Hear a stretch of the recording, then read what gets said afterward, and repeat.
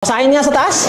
I love my parents. Basa sa baba. I hate my parents. Asa ng mas magandang basahin? I love my parents. Yes, opo, naiintindihan kita. Bakit? Iniwan ka nila. Nasasaktan ka, wala si mama pag birthday mo. Kapag may honor ka, walang aakyat sa stage ninyo. Am I correct? Alam mo yan. Na pag pumunta dito at may kailangan na sa paralan, wala si mama mo. Pero hiling ko lang sa inyo, kung yung nanay ninyo umalis para sa inyo, nagre-rebelde kayo, at sabihin nyo pa sila, I hate my parents.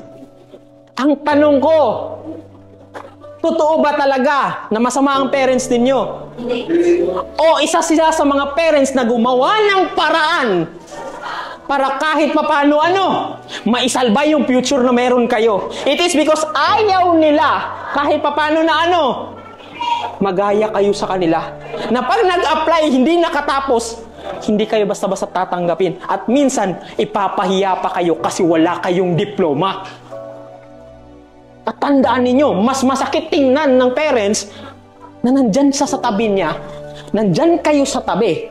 At kahit papano, ni ulam, tingnan nyo yung kaldero nyo, walang kanin. Pag nagtapos kayo, magkolehiyo kayo, hindi nila kayo kayang pag-aralin. Sa palagay ninyo, ano yung mararamdaman ng parents ninyo? Sobrang sakit. Hindi ko sinasabi na hindi kayo nasasaktan. Valid yung rason mo. Valid yung rason mo na I hate my parents kasi iniwan nila kami. Pero sigurado ba kayo? Kasi magkaiba yung parents na walang kwenta na umalis sila pero hindi kayo sinusuportahan. Pero pag sinuportahan kayo ng parents ninyo, anong tawag doon? They are responsible parents. Maybe wala sila sa tabi ninyo. Maybe walang nanay na dumadating, pumupunta sa paaralan pag honor roll kayo. Maybe walang dumadalo sa birthday ninyo. Yan pa yung masakit. Sir, hindi ko kasi sila nakakasama sa birthday. Pero yung perang pinanghanda ng birthday, kanino? Hindi ko siya kasama sa birthday. Hindi ko siya kasama sa graduation. Pero may handa sa graduation day. May handa sa birthday. Samantalang yung perang hinanda na ginamit sa handa, kanino galing?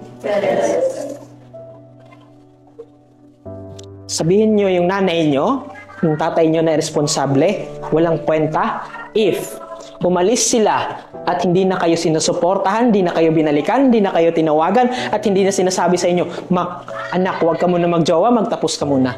And that's a sign of irresponsible parents. But if your parents, lumabas sila para makapagtapos kayo, makapag-aral kayo, masuportahan kayo, tandaan ninyo, they are responsible. It's just what?